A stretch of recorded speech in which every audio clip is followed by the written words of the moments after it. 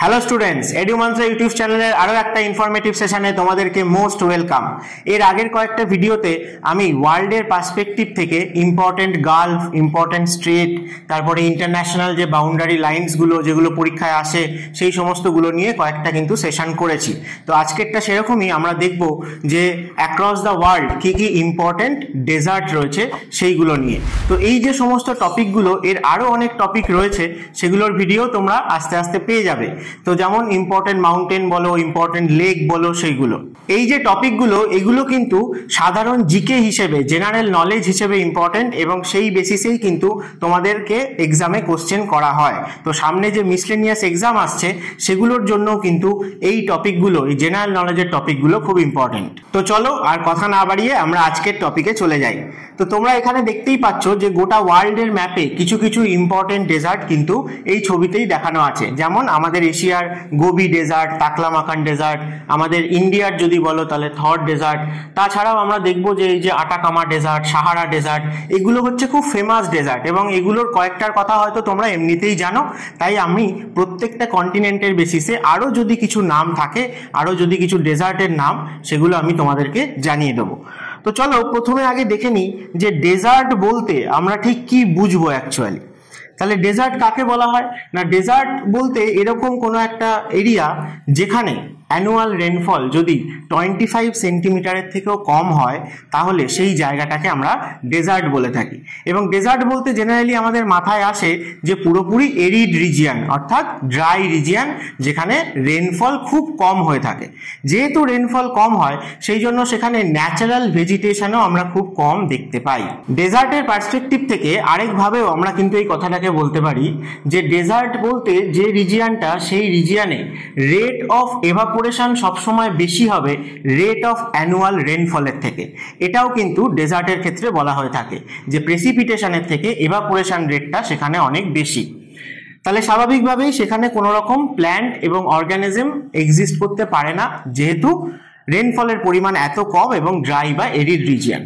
তাহলে এই জিনিসটাকে আমরা যদি আরেকটু তলিয়ে দেখি, তাহলে আমরা বুঝতে পারবো যে এই যে ড্রাই বা এরিড রিজিয়ান আমি বলছি, সেটা কিন্তু রেনফলের পার্সপেক্টিভ থেকে বলছি, অর্থাৎ যেখানে রেনফল একেবারেই হয় না বা খুব কম হয়, সেখানে হচ্ছে ড্রাই বা এরিড রিজিয়ান। কিন্তু এইটা দু রকমের টেম্পারেচার কন্ডিশনের আন্ডারে তৈরি হতে পারে, আইদার যেখানে টেম্পারেচার বেশি অথবা যেখানে টেম্পারেচার কম। তাহলে সেই পার্সপেক্টিভ থেকে আমরা ডেজার্টকে দুভাগে ভাগ করতে পারি।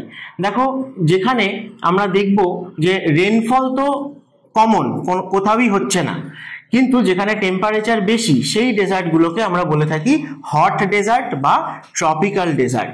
আর যেখানে টেম্পারেচার কম অথচ রেনফলও হচ্ছে না, সেই জায়গাকে আমরা বলবো কোল্ড ডেজার্ট বা টেম্পারেট ডেজার্ট। তাহলে আমি যদি আগের ছবিটা তোমাদের আরেকবার দেখাই, তাহলে দেখবে যে ট্রপিক্যাল রিজিয়ান বলতে আমরা কি বুঝি না, আমাদের যে দুটো ট্রপিক্স, অর্থাৎ ট্রপিক অফ ক্যান্সার আর ট্রপিক অফ ক্যাপ্রিকর্ন, কর্কট ক্রান্তি আর মকর ক্রান্তি রেখা, এই দুইয়ের মাঝে আর্থের যে রিজিয়ানটা পড়ে, সেটাকে আমরা বলি ট্রপিক্যাল রিজিয়ান। এই রিজিয়ানেই আমরা দেখব যে সূর্য সারা বছর পারপেন্ডিকুলারলি হিটিং দেয়, এই রিজিয়ানটাতেই। আর ট্রপিক্সের পরে আমরা যদি পোলার রিজিয়ানের দিকে যাই, তাকে আমরা বলি টেম্পারেট রিজিয়ান। তাই ট্রপিক্যাল রিজিয়ানের মধ্যে আমি যে ডেজার্টগুলোকে পাবো, এখানে টেম্পারেচার বেশি, রেনফল হয় না, এরা হচ্ছে এক্সাম্পল অফ ট্রপিক্যাল ডেজার্ট। যেমন সাহারা ডেজার্টকে আমরা পাবো, আমাদের থর ডেজার্টকে পাবো, Arabian peninsula, the great Arabian desert, তারা সবাই ট্রপিক্যাল ডেজার্ট।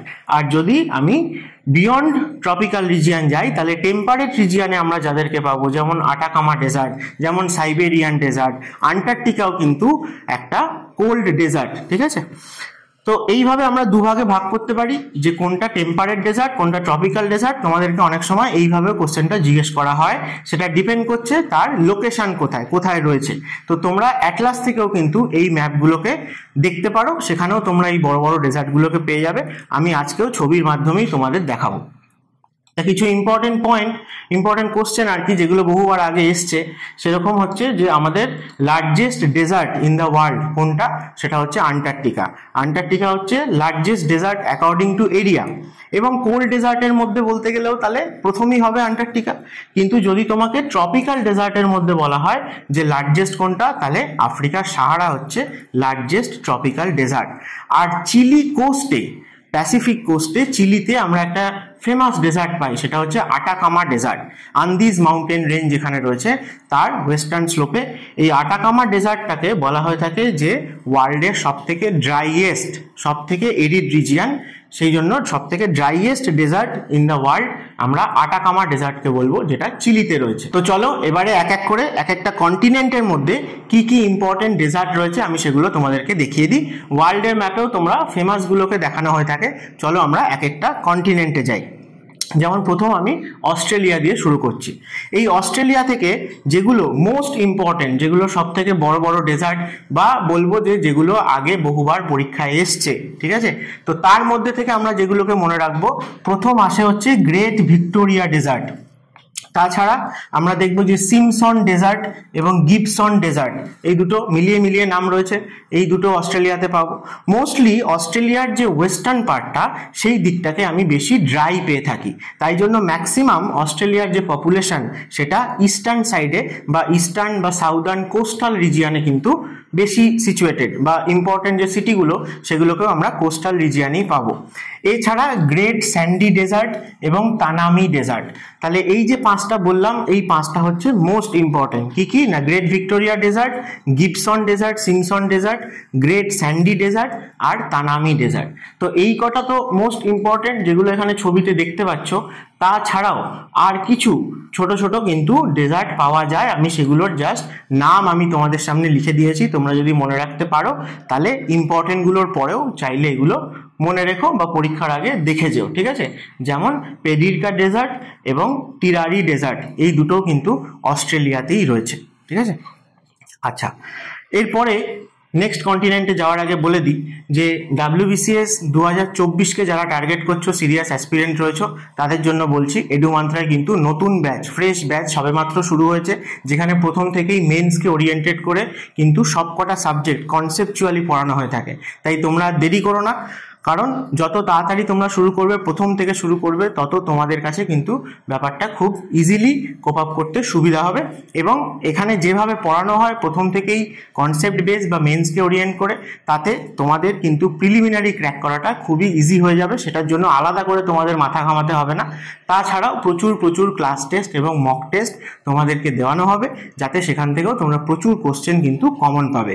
তাই জন্য আর দেরি করো না, আমাদের যে কন্ট্যাক্ট নাম্বার রয়েছে নিচে দেখতে পাচ্ছ, সেখানে অবশ্যই ফোন করে বাকি ডিটেলস যদি জানতে চাও যোগাযোগ করো। আর যারা টোটাল কোর্স করতে চাইছো না, সবকটা সাবজেক্ট পড়তে চাইছো না, পুরনো অ্যাসপিরেন্ট রয়েছো, তারা কিন্তু শুধুমাত্র ল্যাঙ্গুয়েজ গ্রুপটাও প্র্যাকটিস করতে পারো। এখানে তোমাদের রাইটিং স্কিল কিন্তু আরও ডেভেলপ হবে।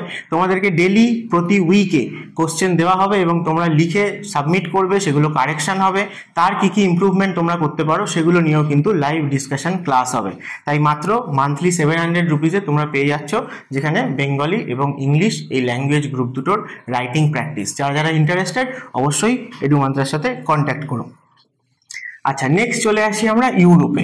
জেনারেলি সমস্ত কন্টিনেন্টগুলোর মধ্যে আমরা দেখব যে ইউরোপে আমাদের ডেজার্টের পরিমাণটা একটু কম রয়েছে। তার মধ্যেও সব থেকে ইম্পর্টেন্ট যেটা, সেটা আসে স্পেনের কথা। স্পেনের ক্ষেত্রে দেখবে ইবেরিয়ান পেনিনসুলা বলে একটা পেনিনসুলা রয়েছে। সেই ইবেরিয়ান পেনিনসুলায় আমরা তাবেরনাস ডেজার্ট বলে স্পেনে একটা ডেজার্টকে পেয়ে থাকি। তো সব থেকে ইম্পর্টেন্ট ইউরোপে তোমরা এটাই মনে রাখবে যে স্পেনের ইবেরিয়ান পেনিনসুলাতে আমরা তাবেরনাস ডেজার্ট বলে একটা ডেজার্টকে পাবো। তাছাড়া আর যারা রয়েছে সেটা ইউক্রেন, ঠিক আছে, ওলেস্কি বলে একটা স্যান্ডি রিজিয়ান রয়েছে, সেটাকে বলা হয়।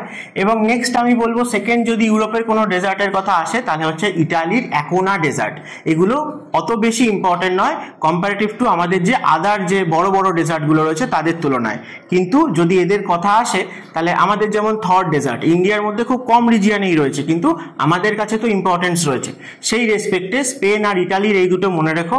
আর এই রিন ডেজার্ট আর কজলো ডেজার্ট এই দুটোকে আমরা এখানে, যেমন আমি পোল্যান্ডের কথা বলেছি, এটা পোল্যান্ড এবং কাজাকিস্তান এই দুইয়ের সাথে মিলিয়েই কিন্তু রয়েছে। তাই সেই জায়গাতেও এশিয়াতে গিয়ে আমরা কিন্তু এই ডেজার্টগুলোকেই পাবো। এছাড়া ইউরোপে তেমন ইম্পর্টেন্ট কিছু নেই। তো চলো এরপরে আমরা চলে আসি এশিয়াতে। এশিয়াতে কিন্তু অনেক এরকম ডেজার্ট রয়েছে এবং তার অনেক লম্বা লিস্ট রয়েছে। আমি গোটা লিস্টটাই তোমাদের সামনে এনেছি, এখান থেকে যেগুলো ইম্পর্টেন্ট তোমাদেরকে বলে দেবো। তাহলে ইন্ডিয়ার কথায় আসছি না, থর ডেজার্ট আমরা জানি যে কোথায় রয়েছে। রাজস্থানের কিন্তু শুধুমাত্র ওয়েস্টার্ন রিজিয়ানে রয়েছে, গোটা রাজস্থান মানেই কিন্তু মরুভূমি নয়। এবং আরাবল্লীর ওয়েস্টার্ন স্লোপে তো বটেই, মোটামুটি পাকিস্তানের বর্ডারের কাছাকাছি রয়েছে এবং এটা ট্রপিক্যাল ডেজার্ট। বা এখানে ডেজার্ট তৈরি হয়েছে কেন সেটা তোমাদের জানা দরকার, যে আরাবল্লী রেঞ্জের যে লোকেশন সেই কারণের জন্য আমাদের যে সাউথ ওয়েস্ট মনসুন উইন্ডের আরাবিয়ান সি ব্রাঞ্চ সেটা আরাবল্লীতে ব্লকেজ হতে পারে না, প্যারালালি ফ্লো করে চলে যায়, সেই জন্য এই জায়গাটায় রেনফল হয় না। তাই আস্তে আস্তে এরিড রিজিয়ন তৈরি হয়েছে এবং ধীরে ধীরে এই থর ডেজার্ট আরও এক্সটেন্ড করছে ইস্টার্ন সাইডে। তো এর বাইরে যদি চলে আসি তাহলে আমি সেন্ট্রাল এশিয়াতে প্রথম যাব, যে চায়না এবং মঙ্গোলিয়া নিয়ে রয়েছে আমাদের গোবি ডেজার্ট, এটা ইম্পর্টেন্ট। এবং গোবি ডেজার্টের আশেপাশে যে নামগুলো দেখতে পাচ্ছ এগুলো চায়না রিজিয়ানেই অনেক ছোট ছোট ডেজার্ট, আমি বলছি না এগুলো মনে রাখতেই হবে, বাট গোবি ডেজার্ট এখানে ইম্পর্টেন্ট।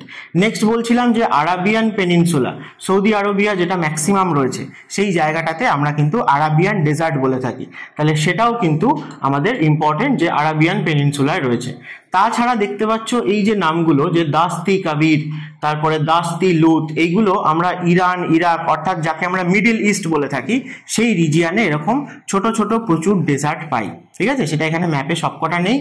আরেকটা ইম্পর্টেন্ট এখানে বলে দিই যে কারাকুম, ঠিক আছে, এই যে কারাকুম বা কিজিলকুম বলা হয়ে থাকে, এটাও কিন্তু এই জায়গাটায় দেখবে যে ইউরোপ আর এশিয়ার মাঝামাঝি আমরা পেয়ে থাকি ইউরাল মাউন্টেন রেঞ্জ, এবং ইউরাল সিও রয়েছে বা আরল সি, সেটা কিন্তু ডিফারেন্ট, ঠিক আছে।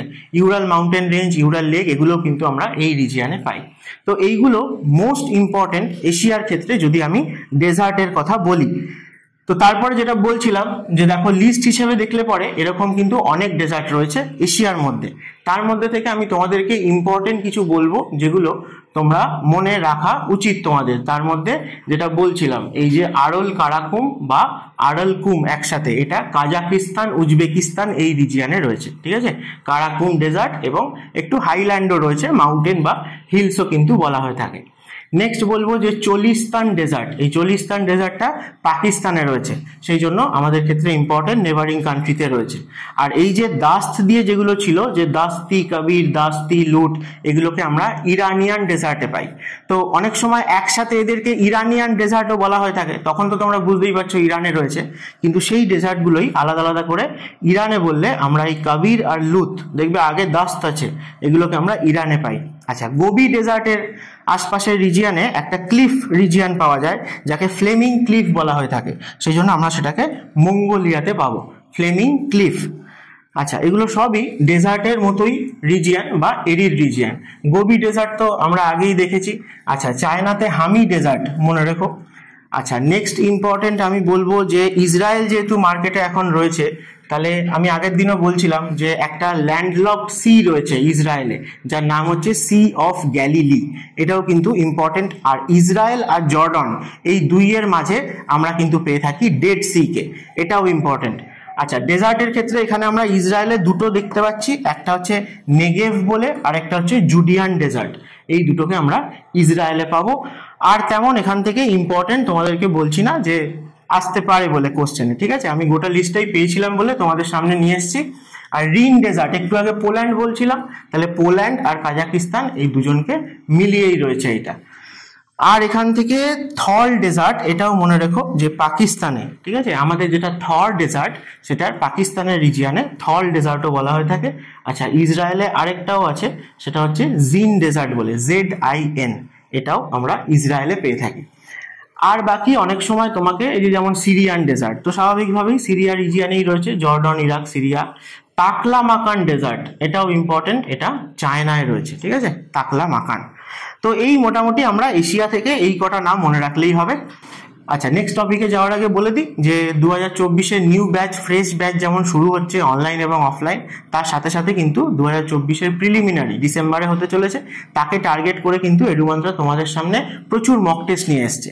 তো 16টা এরকম মক টেস্ট রয়েছে, মাত্র 299-এ তোমরা পেয়ে যাবে, যেখানে কিন্তু একটা সিলেবাস দেওয়া হয়েছে তোমাদেরকে, যেখানে প্রত্যেকটা সাবজেক্টের কিছুটা করে টপিক নিয়ে কিন্তু সেই এক্সামগুলো হবে, এবং প্রত্যেক এক্সামে ম্যাথ, জিআই, ইংলিশ এগুলো কমন থাকবে। তো এই 16টা মক তোমরা হয়ে যাওয়ার পর তারপরে তোমরা আরো 10টা মক কিন্তু কমপ্লিট ফুল লেন্থ মক পাবে, যেরকম প্রিলিমিনারি এক্সাম হয়ে থাকে, সেটাও 299-এ পেয়ে যাচ্ছ। এবং দুটোকে একসাথে যদি এখনই বাই করো তাহলে তোমরা আরো ডিসকাউন্ট পেয়ে যাচ্ছ পুজো অবধি কিন্তু এই অফারটা রয়েছে। তাই যারা যারা 2024কে সিরিয়াসলি টার্গেট করছো তাদের জন্য বলবো এই মক টেস্টগুলো নিয়ে তোমরা দেখতে পারো যে তোমাদের প্রিপারেশন কেমন রয়েছে। এবং এই যে মক টেস্টের কোশ্চেনগুলো এডুমন্ত্রা, সেগুলো থেকে এবারেও কিন্তু 2023-এর মেন্সে প্রচুর কোশ্চেন কমন এসছে। তাই আশা করি এগুলো তোমাদের কাছে খুবই হেল্পফুল এবং ইনফরমেটিভ হবে। চলো আমরা এবারে আমাদের টপিকে ফিরে আসি। নেক্সট আমরা যদি চলে যাই যে নর্থ আমেরিকাতে তোমরা যদি ওয়েস্টার্ন সাইডে যাও, মূলত ইউএসএ, মেক্সিকো, তার প্যাসিফিক কোস্টের দিকে, অর্থাৎ যেখানে ক্যালিফোর্নিয়া রয়েছে, সেই জায়গাতে আমরা ইম্পর্টেন্ট মাউন্টেন হিসাবে কিন্তু রকি মাউন্টেন রেঞ্জকেও পেয়ে থাকি। তো সেই রিজিয়ানেই আমরা দেখবো যে গোটা নর্থ আমেরিকা যতটুকু এরকম এরিড রিজিয়ান রয়েছে বা ডেজার্ট রয়েছে, সেগুলো এই রিজিয়ানটাতেই রয়েছে। তার মধ্যে যেগুলো ইম্পর্টেন্ট দেখো এখানে ছবিতে দেখানো আছে, গ্রেট বেসিন ডেজার্ট, এটা সব থেকে নর্থে পাই আমরা। তারপরে পরপর অ্যালং দ্য কোস্ট আমরা দেখো মোজাভে ডেজার্ট, সোনোরান ডেজার্ট, এগুলোকে পেয়ে থাকি। এই সোনোরান ডেজার্টটা মেক্সিকোর মধ্যেও রয়েছে। এবং চিহুয়াহুয়ান ডেজার্ট, এটাও মেক্সিকোর মধ্যে রয়েছে এবং ইউএসএ তেও রয়েছে। আর কলোরাডো প্ল্যাটু, মানে যে কলোরাডো রিভারের গ্র্যান্ড ক্যানিয়ন এত ফেমাস, সেই যে এরিড রিজিয়ানটা, সেই রিজিয়ানটাকেও আমরা কিছুটা সেমি ডেজার্ট বা ডেজার্টের সাথে কম্পেয়ার করতে পারি। তাহলে এইগুলো মেন আমরা নর্থ আমেরিকার ক্ষেত্রে মনে রাখবো। গ্রেট বেসিন ডেজার্ট, চিহুয়ান যেটা বললাম, সোনোরান ডেজার্ট, মোজাভে ডেজার্ট, এইগুলো। তাছাড়াও দুটো আমি পেলাম, সেটা হচ্ছে কারসন ডেজার্ট এবং রেড ডেজার্ট। এই দুটোও কিন্তু নর্থ আমেরিকা কন্টিনেন্টের মধ্যেই রয়েছে। আচ্ছা, তোমাদের কারোর মনে কি এই প্রশ্নটা আসছে যে কেন আমরা ম্যাক্সিমাম ডেজার্টগুলোকে কোনো একটা ল্যান্ডমাস বা কন্টিনেন্টের ওয়েস্টার্ন সাইডেই পাচ্ছি? অস্ট্রেলিয়ার ক্ষেত্রেও আমি বললাম ওয়েস্টার্ন সাইড, এখানে নর্থ আমেরিকাতেও ওয়েস্টার্ন সাইড। আমরা যদি এরপর সাউথ আমেরিকা যাব, চিলিতে, সেখানেও আমরা দেখবো ওয়েস্টার্ন সাইডে। তাহলে কেন ল্যান্ডমাস বা কন্টিনেন্টগুলোর ওয়েস্টার্ন সাইডেই ডেজার্টগুলো তৈরি হয়, ইস্টার্ন সাইডে কেন হয় না? প্রথম কথা হচ্ছে যে আমরা দেখব যে আমাদের যে ট্রপিক্যাল রিজিয়ান, তার যে সেই রিজিয়ানের যে উইন্ড ফ্লো, অর্থাৎ ট্রেড উইন্ড, সেটা কিন্তু ইস্টের থেকে ওয়েস্টার্ন সাইডে ফ্লো করে। তাই জন্য সেটা যখন কোনো একটা ওয়াটার বডি বা ওশানের ওপর দিয়ে ফ্লো করে আসে, প্রচুর ময়েশ্চার নিয়ে আসে এবং কোনো ল্যান্ডমাস বা কন্টিনেন্টের ইস্টার্ন সাইড দিয়ে এন্টার করে। তাই জন্য ইস্টার্ন সাইডে কম্পারেটিভলি রেনফলটা বেশি হয়, ওয়েস্টার্ন সাইডে সেটা অনেক কম হয়ে থাকে। আর সেকেন্ড আরেকটা মোস্ট ইম্পর্টেন্ট কারণ তোমাদের বলতে পারি, তোমরা যদি ওশান কারেন্টকে দেখো তাহলে দেখবে যে ম্যাক্সিমাম যে কোল্ড ওশান কারেন্টগুলো, সেগুলো কিন্তু কন্টিনেন্টের ওয়েস্ট কোস্ট দিয়েই ফ্লো করে। জেনারেলি ইস্ট কোস্ট দিয়ে যেগুলো ফ্লো করে সেগুলো সব ওয়ার্ম কারেন্ট। তাই যেখান দিয়ে কোল্ড ওশান কারেন্ট ফ্লো করে সেই জায়গায় জেনারেলি অ্যাটমসফিয়ারেও হাই প্রেশার লাই করে, তাই জন্য সেই জায়গায় রেনফল কম হয়ে থাকে। ভিডিওটা যদি তোমাদের ইনফরমেটিভ মনে হয়ে থাকে, যে এই যে ইনফরমেশনগুলো সেগুলো তোমাদের যে প্রিপারেশন তাতে অনেক হেল্প করছে, তাহলে অবশ্যই ভিডিওটাতে লাইক করে দিও এবং আরও যারা সিরিয়াস অ্যাসপিরেন্ট রয়েছে তোমাদের বন্ধু বান্ধব, তাদের সাথে অবশ্যই শেয়ার করো। আর এরকম ইনফরমেটিভ আর কনসেপচুয়াল ভিডিওর জন্য আমাদের এডুমন্ত্রা ইউটিউব চ্যানেলকে সাবস্ক্রাইব করতে অবশ্যই ভুলো না। তাহলে নর্থ আমেরিকা ছেড়ে এবারে চলো আমরা সাউথ আমেরিকায় চলে যাই। সাউথ আমেরিকার ক্ষেত্রে সব থেকে ইম্পর্টেন্ট যেটা, সেটা হচ্ছে আটাকামা ডেজার্ট। এটা ম্যাক্সিমাম চিলিতে থাকলেও পেরু, চিলি, বলিভিয়া, আর্জেন্টিনা, এই চারটে কান্ট্রি মিলিয়েই রয়েছে।